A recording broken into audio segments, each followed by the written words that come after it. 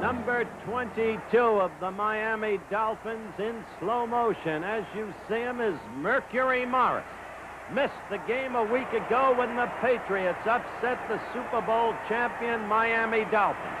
But now in Rich Stadium, Buffalo, ready to go against the Buffalo Bills, who upset the Oakland Raiders last Monday night, 21-20. Buffalo takes an early 3-0 lead over the Dolphins, but in game action now, Bob Greasy, with the Dolphins trailing 3-0, throws a 1-yard touchdown pass to Jim Mandich, the tight end, number 88. The Dolphins lead 7-3. Moving on to third quarter action, it's Miami 14, Buffalo 3, but the Juice has a word for it and a run for it. Up the middle, 22 yards, fumble into the end zone, recovery by Ahmad Rashad, and Buffalo is back in the game at 14-9. The conversion missed. 3 minutes and 12 seconds gone in the fourth quarter. It's still 14-9. Watch Zonka, 39 block. Watch the accompanying block. And watch Mercury Morris, number 22, through the hole, cutting back, eluding tackling, moving straight ahead, 17 yards. Touchdown, Miami is back, beating Buffalo 24-16.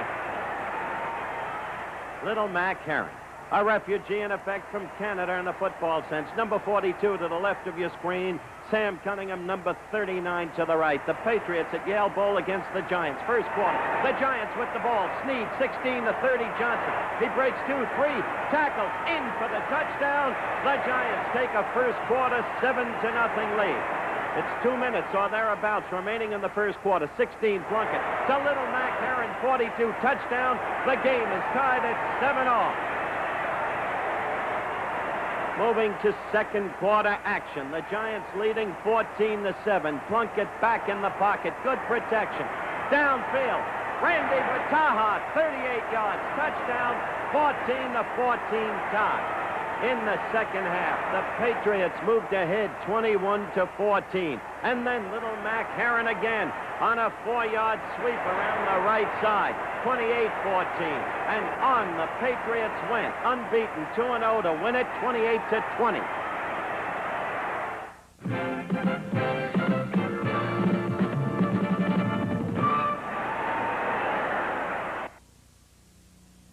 Who makes cigars mild as a breeze?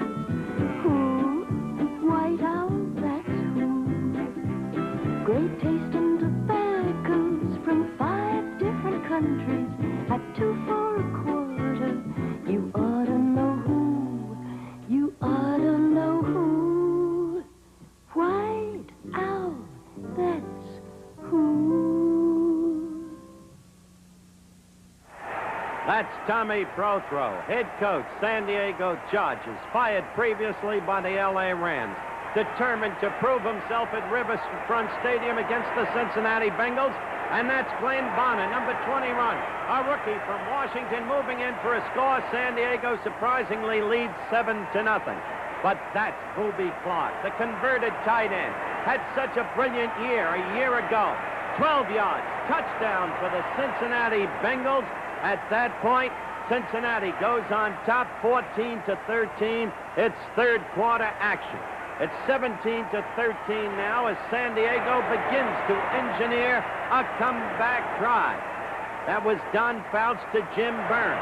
This is Don Fouts to the tight end, Gary Parrish.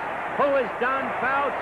A second-year man, beginning to find himself in the National Football League.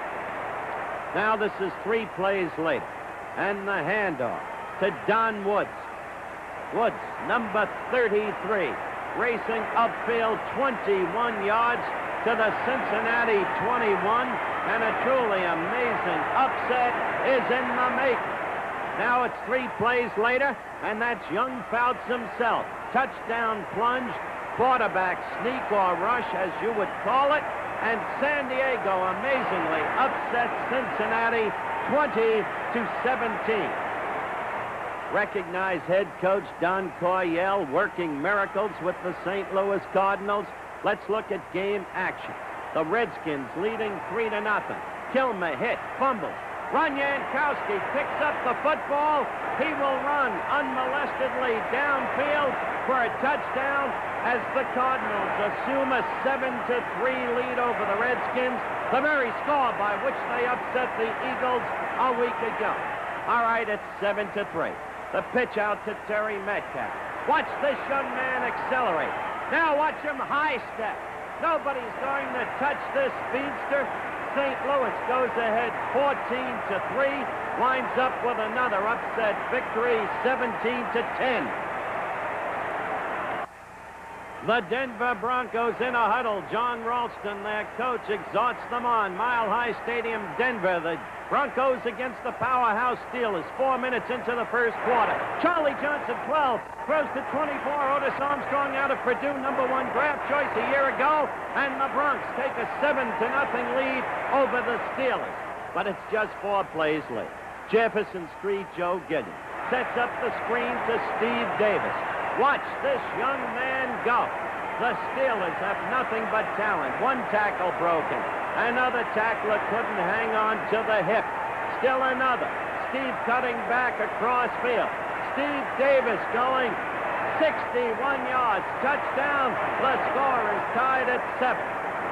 This Denver team, though, is a team that has arrived. That's Charlie Johnson throwing to Haven Moses. Still first quarter action. Touchdown. The Bronx lead it 14-7.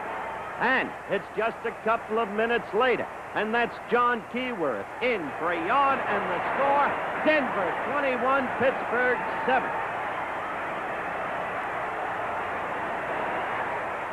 Now, Charlie Johnson. This is the 3rd play in the 3rd quarter. Mean Joe Green comes in and hits it. Denver leading at the time 21-14. Charlie Johnson is put out of the game. What a ball game this was. 3:06 remaining in the 3rd quarter. The score tied at 21. Steve Ramsey now in at quarterback. Hits the tight end, Riley Odoms, who came on so strongly a year ago. Denver reassumes the lead at 28-21. But it doesn't take Jefferson Street Joe very long. He hits the rookie wide receiver who created such a commotion in the preseason play, John Stallworth. Good for 48 yards. And just 5 plays later, 35, Steve Davis again. Touchdown. That knotted the score at 28-28. Then the Pittsburgh Steelers moved ahead 35-28. We're midway in the 4th quarter. Ramsey back to throw. Hit as he throws, but he connects with little Otis Armstrong again. Touchdown. The score is tied at 35-35. Look at the scoreboard. 5 seconds left. Roy Garella about to attempt a game-winning field goal. The kick is blocked by Bill Thompson, number 36, out of Maryland State. That's what it was called then. And so the game went into overtime. And they played a full period, a scoreless full period. The score tied at 35-35. A disappointment for Chuck Noll of the Steelers.